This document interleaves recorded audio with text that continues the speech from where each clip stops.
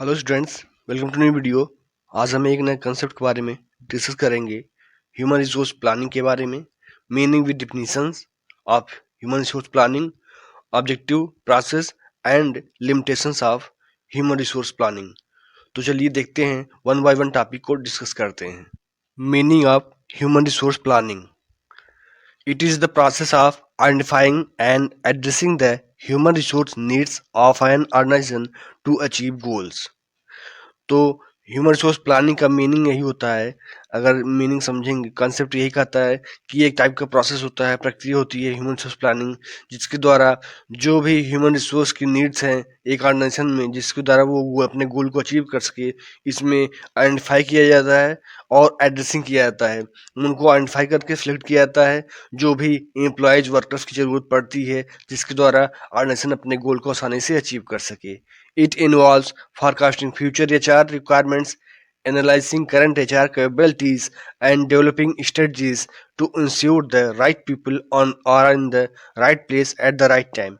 तो इस प्रोसेस में ह्यूमन रिसोर्स के प्लानिंग में ये कहा जाता है, इसमें इन्वॉल्व रहता है जो भी फ्यूचर में एचआर के रिक्वायरमेंट्स हैं उसको फोरकास्ट किया जाता है, एनालाइज किया जाता है, एनालाइज भी किया जाता है कि करंट जो भी करंट है एचआर की एबिलिटीज़ क्या है, और एक रणनीति तैयार की जाती है कि जो भी सही पीपल, सही कैंडिडेट का चयन हो सही जगह पर जिनकी वहाँ ज़रूरत है, और सही समय पर उनका जो है सिलेक्शन किया जाए, सही समय पर उनका जो है सिलेक्शन किया जाए उस पॉइंट पर, उस डिपार्टमेंट में, जिससे जो भी रिसोर्स हैं ऑर्गेनाइजेशन के वो ऑप्टिमम यूटिलाइजेशन हो सके और रिसोर्स का वेस्ट भी ना हो।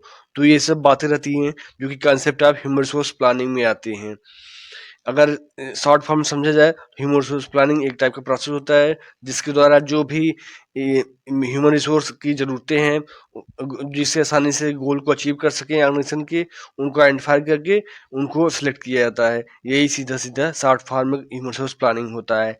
अब हम चलेंगे इसके बाद डिफिनीशन देख लेते हैं बाय डिफरेंट ऑथर्स, जो कि पहला है लियोनार्ड नेडलर के हिसाब से क्या कहते हैं। HRP Human Resource Planning is the process of determining the human resource requirements of an organization and ensuring that it has the right number and kind of people at the right place at the right time। तो Leonard Nadler यही कहते हैं कि ये human resource planning एक प्रक्रिया होती है जिसके द्वारा जो भी ह्यूमन रिसोर्स के रिक्वायरमेंट्स हैं ऑर्गेनाइजेशन में उनको इंश्योर किया जाता है कि राइट नंबर हो, जो कि जितना ज़रूरत है उतना ही एम्प्लॉयज का सिलेक्शन हो, और जिस डिपार्टमेंट को उनको महारत हासिल हो, जिसमें स्किल बढ़िया हो, उनका सही प्लेस पर सही समय पर उनका सिलेक्शन करना चाहिए। ये होता है डिफिनीशन हो गया न्यूलन नेडलर के हिसाब से। अब सेकंड देखेंगे माइकल आर्मस्ट्रांग के हिसाब से क्या कहते हैं। HRP is a systematic approach to ensure that the right people are available in the organization to the organization at the right time in the right place with the right skill।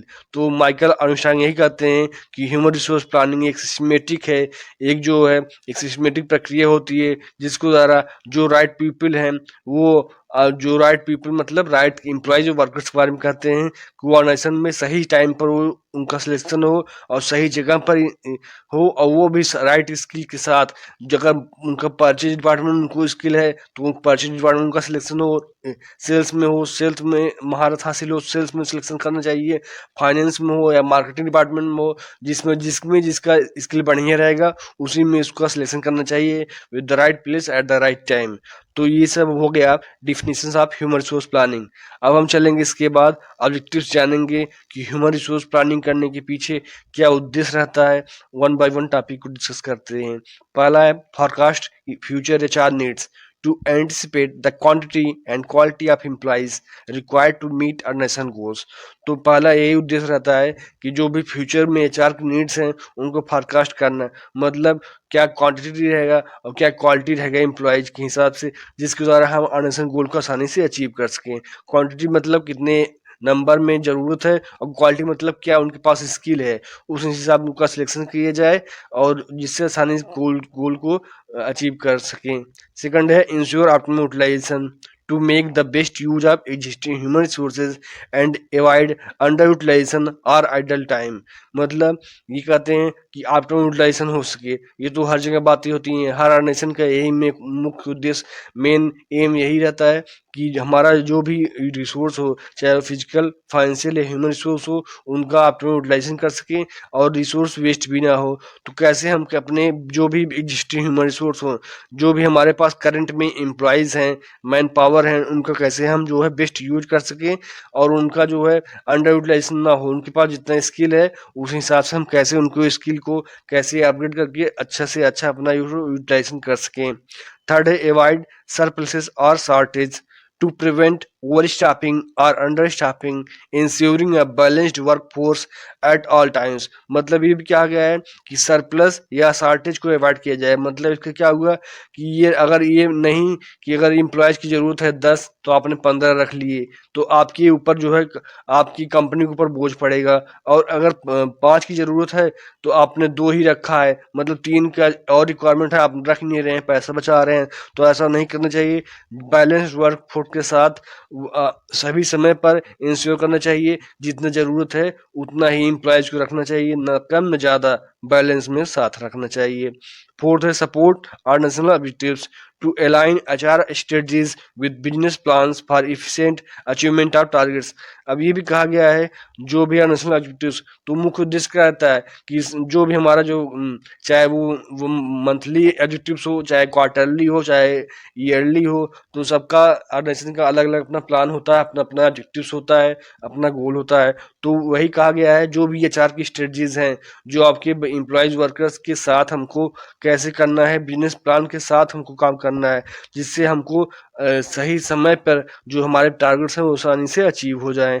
उसके बाद हम चलेंगे fifth में, देखते हैं fifth क्या कहता है कि control cost to minimise expenses related to recruitment, training and turnover through proactive planning. अब ये भी क्या गया है कि लागत को कैसे कंट्रोल किया जाए, क्योंकि अगर आपका लागत कम होगा, लागत कंट्रोल में रहेगा, तो आपका जो है रेवेन्यू ज़्यादा से ज़्यादा जनरेट होगा, प्रॉफिट ज़्यादा से ज़्यादा बढ़ेगा टाइम टू टाइम। तो हमको ये भी देखना होगा कि हम कैसे एक्सपेंस को जो रिक्रूटमेंट से रिलेटेड हों, सिलेक्शन से हों, ट्रेनिंग्स हों और टर्नओवर्स हों, उनको कैसे हम पहले से प्लानिंग करके कैसे हम एक्सपेंस को, अपने खर्चे को कम करें, जिससे हमारा कास्ट को कंट्रोल किया जाए। हमारी जो लागत है उसमें लागत जो पैसा लग रहा है उसमें कम पैसा लगे, जिससे हमारा अच्छे अच्छा प्रॉफिट हमारा दिन पर दिन बढ़ता रहे। सिक्स्थ है facilitate adoption to change to prepare for technological, economical और environmental shift by building a flexible workforce. अब हमको ये भी ध्यान रखना होगा कि हमारे पास जो भी एम्प्लॉयज़ हैं उनको कैसे हम, जो अगर स्किल एम्प्लॉयज़ हैं तो अच्छी बात है, और उनको ऐसी ट्रेनिंग दी जाए कि अगर कोई भी टेक्नोलॉजिकल चेंज आ रही है या फिर इकोनॉमिकल चेंज हो रहा है या फिर इन्वायरमेंटल चेंज हो रहा है, तो हमको कैसे उनको उसमें अडाप्ट करना होगा, कैसे उसमें घुल मिल जाना होगा, तो उनको सिखाना होगा। अगर अनस्किल है उनको स्किल एम्प्लॉय बनाना होगा और उनके लिए तैयार करना होगा, क्योंकि आजकल जो है वेरियस इनोवेशन आ रहा है, इन्वेंशन हो रहा है, नई नई खोजें हो रही हैं, एआई का ज़माना है, तो टेक्नोलॉजी हमेशा लगातार चेंज हो रही है, साल 10 साल दिन पे दिन चेंज हो रही है।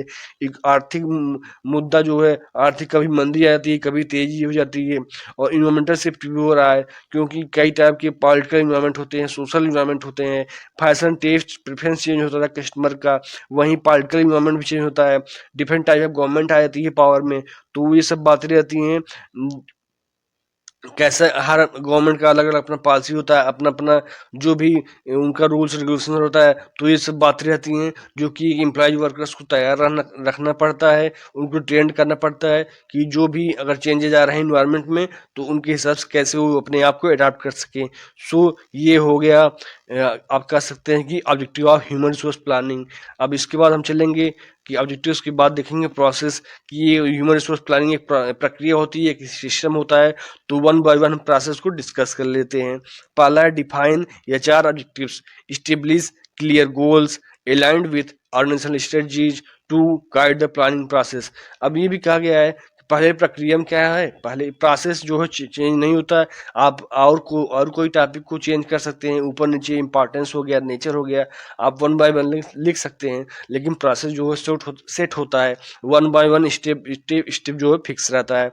तो पहला क्या क्या है कि एच आर ऑब्जेक्टिव्स, पहला तो एच आर ऑब्जेक्टिव्स जो भी ह्यूमन रिसोर्स का ऑब्जेक्टिव्स हैं उनको डिफाइन किया जाए। उनका पहले मुख्य उद्देश्य रही रहेगा कि क्या ऑब्जेक्टिव्स हैं। अगर ऑब्जेक्टिव्स ही सेट रहेगा तो उसी हिसाब से उसी लाइन में सब एम्प्लॉय वर्कर्स लगातार जो है गोल के साथ काम कर रहेंगे। अगर ऑब्जेक्टिव्स ही नहीं फिक्स है, पहले से गोल ही नहीं पता है कि क्या उद्देश्य है, कैसे हमको इस हफ्ते में कैसे परफॉर्म करना है, इतना कैसे प्रोडक्शन करना है, इस मंथ में कितना प्रोडक्शन करना है, कितने प्रोडक्ट को सेट करना है, तो ये सब बातें रहती हैं कि पहले से ही क्लियर गोल पता रहना चाहिए, जिसके द्वारा प्लानिंग प्रोसेस प्लान करके तभी जाके एम्प्लॉय वर्कर्स अपने आप को उस जो है आप एरिया में रख कर अपने तैयार करेंगे। इसके बाद सेकंड है analyse current workforce, assess existing skills, competencies and capacity to understand the starting point.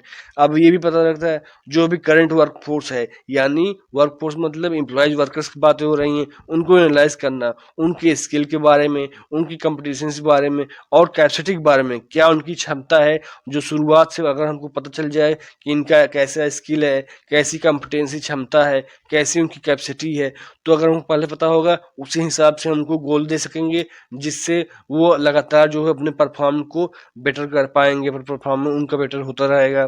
Third है forecast supply and demand, project future HR needs based on business growth and estimate available internal या external टैनल। मतलब ये भी क्या गया है, supply and demand को forecast करना है कि क्योंकि अगर मान लीजिए एचआर में जरूरत पड़ जाती है, ह्यूमन रिसोर्स जरूरत पड़ जाती है फ्यूचर में, तो हमको उस हिसाब से बिजनेस ग्रोथ अगर लगातार बढ़ता रहेगा तो हमको जो है एम्प्लॉय वर्कर्स ज़्यादा ज़रूरत पड़ेगी। तो ये भी हमको ध्यान में रखना पड़ेगा, जो भी हमारे पास इंटरनल टैलेंट हो चाहे एक्सटर्नल टैलेंट हो, कैसे हमको उनको सबका कोऑर्डिनेशन करके हम अपने गोल को आसानी से अचीव कर सकें। फोर्थ है identify gaps, compare forecasted demand against supply to pinpoint shortages और surpluses in skills and numbers। अब हमको गैप को भी आइडेंटिफाई करना पड़ता है, क्योंकि कंपेयर करना पड़ता है जो भी फ्यूचर में जो भी डिमांड आने वाली है सप्लाई की कंपेयर में, तो हमको ये भी देखना पड़ेगा कि कहीं शॉर्टेज नहीं हो रहा है, कहीं सरप्लस भी नहीं हो रहा है, चाहे वो स्किल की बातें हों, एम्प्लॉयज़ की स्किल के बारे में हो, चाहे एम्प्लॉयज़ के नंबर्स के बारे में हो, तो उन सब का ध्यान रखना पड़ेगा कि अगर सामने जो है इन्वायरमेंट चेंज होने वाला है तो वहाँ पर जो है हमको कैसे एम्प्लॉयज़ को बढ़ाना है। अगर मान लीजिए सामने जो है प्रोडक्शन एक्टिविटीज मान लीजिए कम करना है, तो हमको कैसे शॉर्टेज करना है, एम्प्लॉयज़ को कम रखना है। तो ये सब जो है शिफ्ट आप कैसे कर सकेंगे, शिफ्ट आप एम्प्लॉयज़ को कैसे आपको यूज करना है, तो ये सब आपको गैप्स को आइडेंटिफाई करना पड़ता है। फिफ्थ है डेवलप एक्शन प्लान्स, मतलब create strategies for recruitment, training और redeployment to address identify gaps. अब उसके बाद जो भी गैप्स को अपनी पहचान लेने के बाद जो भी एक्शन प्लान को आप डेवलप करते हैं, आप एक स्ट्रेटजी बनाती हैं, एक रणनीति बनाते हैं, जिसके द्वारा रिक्रूटमेंट की रणनीति बनाते हैं, ट्रेनिंग की रणनीति बनाते हैं और रीडिप्लॉयमेंट, फिर से उनको एम्प्लॉयमेंट की जिससे जो है हम गैप्स को आइडेंटिफाई कर पाते हैं, उनको जो भी गैप्स के इश्यू हैं उनको हम रिसॉल्व कर पाते हैं। इसके बाद सिक्स्थ है implement and evaluate, execute the plans and monitor outcomes, adjusted as needed for continuous improvement. अब इसके बाद आपने जो है एक्शन प्लान को डेवलप कर लिया, उसके बाद क्या हो गया, अब जमीनी स्तर पर लागू करने की बारी आ गई कि आप कब से जमीनी स्तर पर कैसे लागू करेंगे उसको।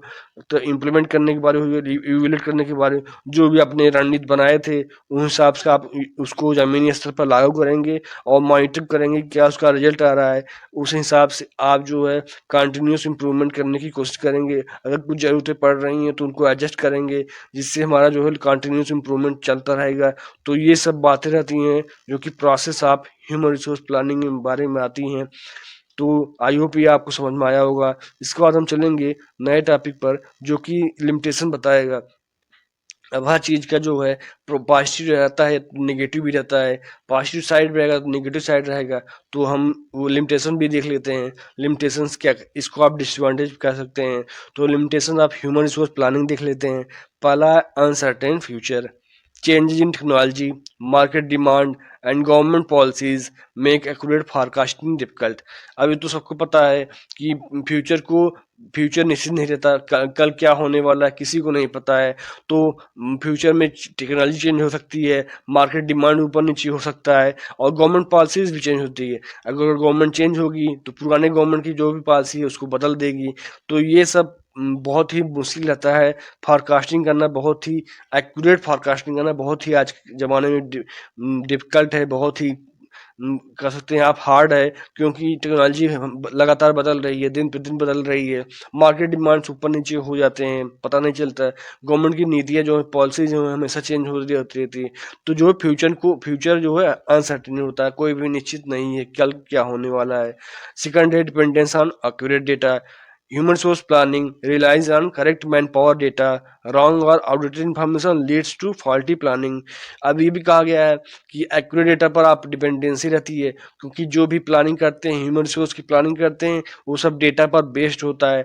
तो आप कह सकते हैं कि अगर कोई भी अगर रॉन्ग और आउटडेटेड डेटा हो गया, कोई गलत इंफॉर्मेशन कलेक्ट हो गया, उस पे बेस पर आपने ह्यूमन रिसोर्स प्लानिंग कर ली, या फिर आउटडेटेड हो गया, पुराना डेटा है उस पर आपने प्लानिंग कर ली, तो आपका जो है प्लान पूरा पूरा बिगड़ जाएगा, आप कह सकते हैं खराब हो जाएगा, कि धरा का धरा रह जाएगा और कुछ भी चेंज हो जाएगा टेक्नोलॉजी में, तो आप जो है अपने कंपटीटर से पीछे हो जाएंगे और आपका जो है बिजनेस ग्रोथ नहीं कर पाएगा। तो ये सब बातें रहती हैं जो कि एचआरपी जो ह्यूमन रिसोर्स प्लानिंग होता है वो डेटा पे बेस होने के कारण ये भी लिमिटेशंस हो जाता है। थर्ड है lack of management support. Without full support from top management HR plans may not be properly implemented. अब ये भी कहा गया है कि मैनेजमेंट सपोर्ट कभी कभी नहीं होता है, लैक हो जाता है। तो ये सब बातें रहती हैं। अगर जब तक टॉप मैनेजमेंट जो भी इंडस्ट्री या भी बिजनेस कर सकते हैं, ऑर्गेनाइजेशन करते हैं, उनके टॉप मैनेजमेंट के फुल सपोर्ट नहीं है, तो ह्यूमन रिसोर्स का प्लान कभी भी प्रॉपरली इम्प्लीमेंट होगा ही नहीं। क्योंकि अगर मान लीजिए दोनों में कोऑर्डिनेशन ही नहीं है, दोनों का अलग ही मत है, लेकिन ह्यूमन नीचे कुछ और हो रहा है और टॉप जो है लेवल के जो मैनेजमेंट है वो कुछ और कर रहे हैं, तो अगर जो है दोनों का जो है सुझाव, दोनों का सजेशन अगर सेम नहीं होगा, दोनों की नीतियाँ सेम नहीं रहेगी, पॉलिसी सेम नहीं रहेगा, तो इम्प्लीमेंट नहीं होगा और जो है आप जो है बिजनेस में आपका जो है ग्रोथ नहीं हो पाएगा, बहुत मुश्किल हो जाएगा। इसके बाद फोर्थ देखते हैं, टाइम कंज्यूमिंग प्रोसेस होता है। ह्यूमन रिसोर्स प्लानिंग तो टाइम कंज्यूमिंग प्रोसेस रहता है, क्योंकि इसमें one by one step fix रहता है। कभी रिक्रूटमेंट की बारी आती है, उसके बाद सिलेक्शन करते हैं, उसके स्किल्स देखते हैं, उनकी कैपेबिलिटीज़ देखते हैं, उसके बाद उनको ट्रेनिंग भी देते हैं उस हिसाब से, उसको उनको डेवलपमेंट किया जाता है, ओवरऑल ग्रोथ किया जाता है। तो इसको टाइम कंज्यूमिंग प्रोसेस तो कहा ही गया है कि ह्यूमन रिसोर्स प्लानिंग एक टाइम कंज्यूमिंग प्रोसेस है। Collecting data, forecasting and reviewing plans acquire considerable time and effort. अब ये भी कहा गया है ह्यूमन रिसोर्स प्लानिंग में आप डेटा को कलेक्ट करते हैं, फ्यूचर को फोरकास्ट करने को सकते हैं, डिमांड को फोरकास्ट करते हैं, प्लान को रिव्यू करते हैं। तो इन सब में जो है बहुत ज़्यादा टाइम और जो है इफर्ट लग जाता है, इस कारण भी इसको टाइम कंज्यूमिंग प्रोसेस कहा गया है। फिफ्थ है रेजिस्टेंस फ्रॉम एम्प्लॉयज। एम्प्लॉयज में resist change in job roles, transfer और रिटेनिंग सजेस्टेड बाई एचआरपी। अब ये भी कहा गया है कि एम्प्लॉय पर निर्भरता भी रहती है, डिपेंडेंसी बहुत रहती है, क्योंकि आप कह सकते हैं कि जब भी अगर एम्प्लॉय जो है कभी कभी उनका नेगेटिव एटीट्यूड हो जाता है, क्योंकि अगर लगातार जो है जॉब रोल चेंज हो रहा है, उनका ट्रांसफ़र हो रहा है, तो ये सब जो है अगर लगातार होता रहेगा, अगर ह्यूमन रिसोर्स प्लानिंग के सजेशंस नहीं होगा, अगर उनका जो है एम्प्लॉयज का नेगेटिव एटीट्यूड आ गया, तो वो जो है अच्छे से काम नहीं करेंगे और आपकी प्रोडक्शन एक्टिविटीज हमेशा जो है नीचे डिक्रीमेंट होता जाएगा और आप जो है अपने कंपटीटर से पीछे रह जाएंगे। सिक्स है limited scope in small firms. Small organizations may not find HRP practical due to limited resources and manpower। अब ह्यूमन रिसोर्स प्लानिंग कहा गया है, ये जो फाइनेंशियली जो मजबूत हैं उन्हीं से ऑर्गेनाइजेशन के बारे में बात करता है। लेकिन अगर जो छोटे ऑर्गेनाइजेशंस हैं, छोटे बिजनेस हैं, वो जो ह्यूमन रिसोर्स प्लानिंग की प्रैक्टिकल है वो नहीं कर सकते हैं, क्योंकि उनके पास लिमिटेड संसाधन है, लिमिटेड मैन पावर है, लिमिटेड एम्प्लॉयज वर्कर्स हैं। अगर वो ऐसा नहीं कर पाते हैं, इसमें स्कोप कम रहता है स्मॉल फर्म में, स्मॉल बिजनेस में, तो ह्यूमन रिसोर्स प्लानिंग सबकी बस की बात नहीं है। तो इस कारण भी कहा गया है कि छोटे जो ऑर्गेनाइजेशन हैं, जो लघु मध्यम ऑर्गेनाइजेशन है, उनको लागू करने में बहुत ही मुश्किल रहता है ह्यूमन रिसोर्स प्लानिंग। इस कारण भी इसको कहा गया है कि इसका लिमिटेड स्कोप रहता है। सो ये हो गया limitations of human resource planning. I hope आज का वीडियो आपको वीडियो को लाइक कर दीजिए और चैनल को सब्सक्राइब कर लीजिए, जिससे आपको लगातार वीडियो मिलता रहे और हमें भी मोटिवेशन हो सके। If you have any suggestion please comment on this video. Thank you for watching video. जय हिंद।